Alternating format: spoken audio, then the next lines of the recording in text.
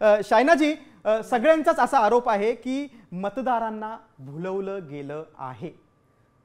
2.25 कोटींच्या महिलांच्या खात्यात पैसे जमा झाले 10,000 आणि इंडिया सरकारला त्याचा फायदा होतो.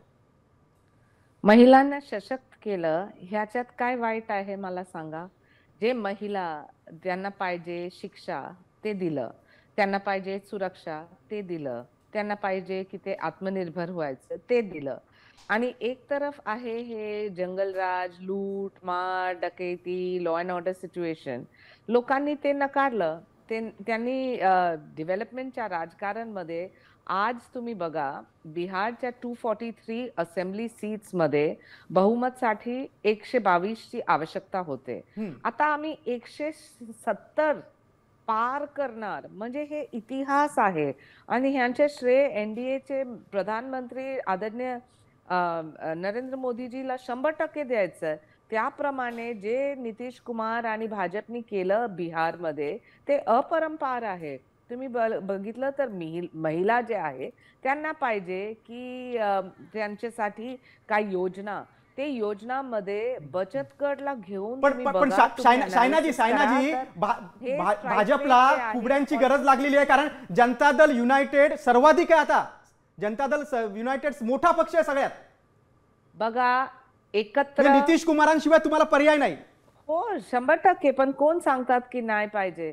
ते एनडीए जे आहे एकत्र नेतृत्व ठरवणार पुढे काय होईल, कोण आहे मुख्यमंत्री आणि काय आहे रूपरेखा. परंतु त्याच्यात न जाताना पहिले तुम्ही अनालिसिस घ्या की महिलांनी कशासाठी वोट केला, युवांनी कशासाठी स्वीकार केला, जे सिनियर सिटीजन्स आहेत त्यांना त्यांची भरोसा आणि विश्वास कशासाठी आहे. तेच एक लक्ष आहे डेव्हलपमेंटच्या अजेंडा.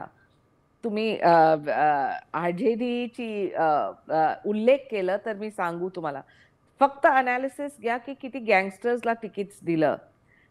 जे जंगल राज तुम्हाला पाहिजे होते तर लोकांनी हेच नॅरेटिव्ह तिथेच जिथे राहुल गांधींनी सांगितलं वोट चोरी, SIR म्हणजे हे एक उल्लंघन आहे प्रजातंत्र लोकतंत्रला घेऊन, हे फॉल्स नॅरेटिव्ह नाही चालले.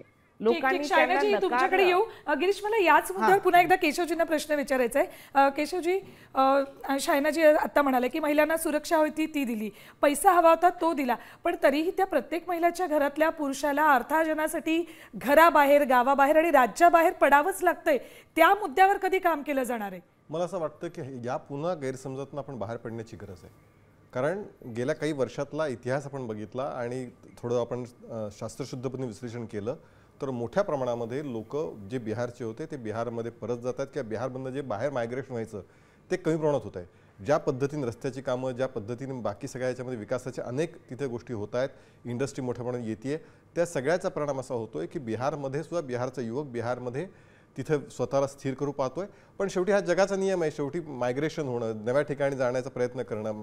आपण विदेशामध्ये जातो आपल्या इथले सुद्धा, ह्याचा अर्थ काय आपल्याला इथं रोजगार नाही म्हणून जात नाही, तर एक चांगली संधी मिळावी, चांगल्या गोष्टी मिळाव्यात यासाठी आपण बाहेर जातो. त्यामुळं या केवळ आता सगळ्या बिहारचं लोंढे सगळ्या इतर राज्यात येत आहेत असं जे एक प्रचार पूर्वी मिथक होत सत्य होतं त्यामध्ये, ते गेल्या काही वर्षामध्ये हे चित्र बदलतंय.